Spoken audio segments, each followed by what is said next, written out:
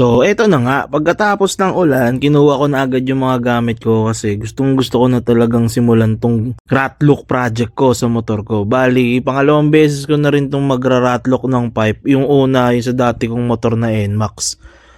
Ayan, so tamang baklas na ako ng tambucho. Sana hindi na umulan. So, tatanggalin ko muna yung tip. Tip ba tawag dyan.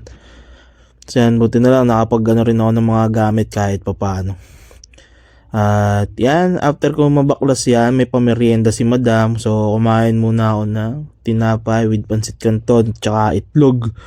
At masarap na juice ang partner niyan. Yan, diba? Nagbabago yung kulay.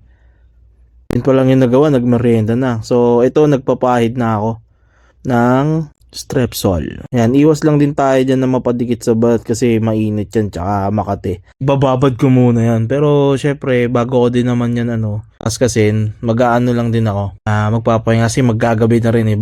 Bali bukas ko na lang yan tatapusin. Bye-bye nyo na lang yung susunod yan. Bukas ko gagawin na kakaskasin yan. So maraming salamat. Ingat tayo palagi. Ride safe. God bless. Ciao. Let's go.